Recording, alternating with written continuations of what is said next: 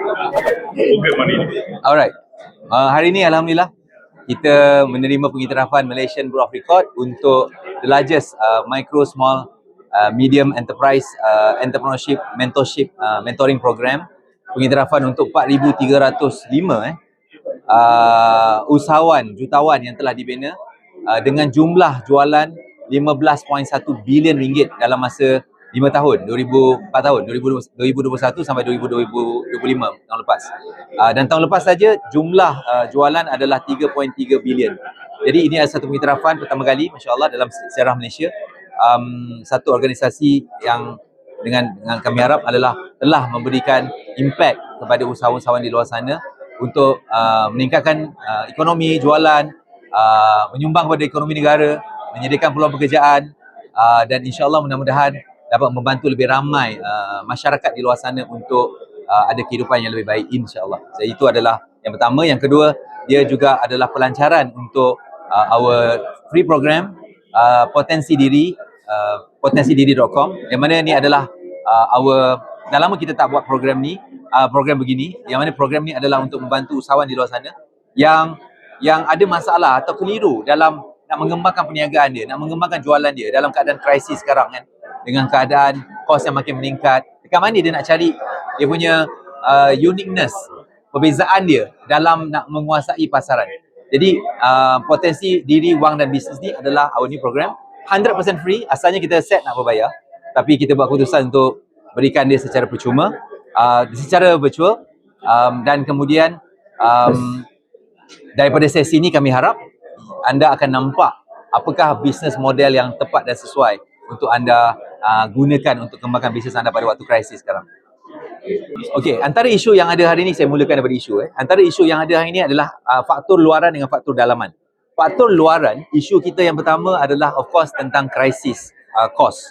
Yang saya menjangkakan krisis ni tidak akan berhenti dalam masa terdekat. Dia akan berpanjangan sekurang-kurangnya 6 bulan ke 12 bulan ke hadapan ni. Kita akan mempunyai kita akan terkesan dengan masalah krisis peperangan yang berlaku. Masalah kedua yang saya harap didengari oleh menteri adalah tentang cabaran kos platform yang di-charge kepada usahawan bila menggunakan platform-platform yang ada, e-commerce yang ada. Ini adalah termasuk di TikTok, di Shopee, yang mana kita antara negara yang di-charge paling tinggi kos bisnes dibandingkan dengan negara jiran seperti Indonesia. Kalau kita nak faham konteks dia, kos kita di-charge antara 20 ke 25% setiap jualan yang berlaku di platform-platform ni. Platform-platform ni adalah bagus. Tetapi bila kementerian boleh dapat bantu usahawan dengan membantu kita mengawal, seperti mana yang berlaku di Indonesia, seperti mana yang berlaku di Vietnam.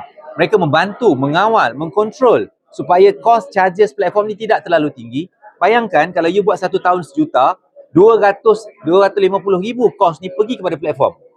Belum cerita kita nak kena bayar cukai, belum cerita nak bayar zakat, belum cerita nak bayar kos. So ini adalah cabaran kedua dalam perniagaan hari ini.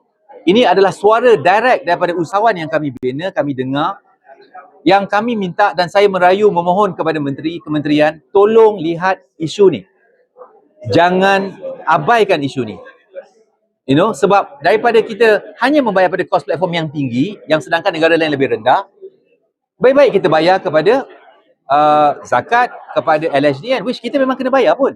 Baik-baik kita gunakan ni untuk menggerakkan ekonomi, memberikan peluang pekerjaan.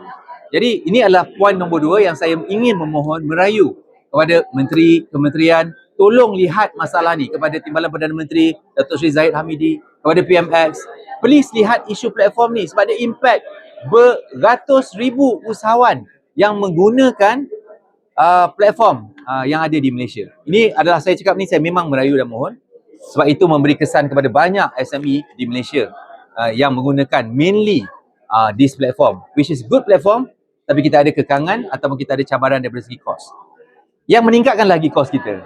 Yang ketiga adalah mudahnya bisnes daripada luar negara menggunakan platform-platform ini untuk berniaga direct, menjual pada harga-harga yang tak masuk akal, pada harga yang lebih rendah, lambakan stok daripada negara luar, boleh jual direct di platform, dan jualan tu hasilnya dibawa terus keluar ke negara luar.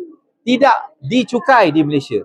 Tidakkah Menteri Ekonomi, Menteri Kewangan melihat isu ni sebagai satu isu yang sangat penting untuk diperjuangkan untuk usahawan? Dan saya menyuarakan ni sebab saya betul-betul melihat benda ni terkesan, bakal terkesan kepada ekonomi negara untuk jaga masa panjang. Sebenarnya berapa mungkin ratusan yang mungkin? Kalau kita tengok jualan di platform adalah beberapa bilion sebulan, katalah kita ambil, kalau kita tengok dekat, kalau you scroll kat TikTok, you boleh nampak, you boleh start tengok live daripada China direct, live daripada luar negara direct. Yang jualan order you boleh buat direct daripada luar negara. You know, yes, one side dia memudahkan orang akses kepada kita, but one side negara, pihak kerajaan perlu memantau ni untuk menjaga interest lokal. Sebagaimana di Indonesia, mereka sangat menjaga local interest. Mereka sangat menjaga usahawan tempatan. Mereka bagi had, limit. You tak boleh buat apa sebab dia nak menjaga interest lokal. You know, local content. Saya berharap pihak-pihak kerajaan, please look into this matter. Saya betul-betul merayu. Ini adalah isu ketiga. Ini isu eksternal. Masalah krisis ekonomi, peperangan kita tak boleh nak kawal. Tetapi cost platform, kemasukan peniaga-peniaga daripada luar negara direct dan bawa keluar hasil negara ni direct, benda tu boleh dikawal, insya-Allah. So itu adalah eksternal. Masalah lain adalah of course competition. Bila kita sedang dalam keadaan yang krisis ekonomi, orang semua nak cari jalan nak menang, kita ada competition yang sangat kuat. Persaingan, bagi saya itu normal. Itu dalam bisnes ada persaingan. Dan itulah cabaran yang sedang dilalui oleh usahawan daripada luar dan daripada dalaman pula, dengan semua yang terkesan ni, kos dalaman seperti kos minyak, of course, kos pengangkutan, kos barang import, semua ni memberi kesan kepada dalaman peningkatan antara 20 ke 30% peningkatan kos. Bayangkan 20%.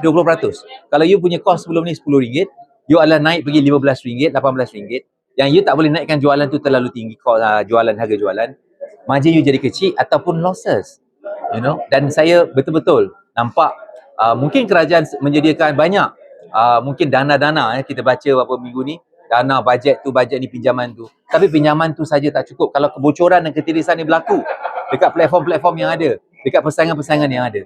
Jadi saya betul-betul mengharapkan gabungan antara usahawan dan kerajaan bekerjasama untuk masalah ataupun kebaikan sosial ekonomi kita, insya-Allah, untuk kita punya sustainability. So itu isu yang ada. Saya harap dia menjawab soalan saya.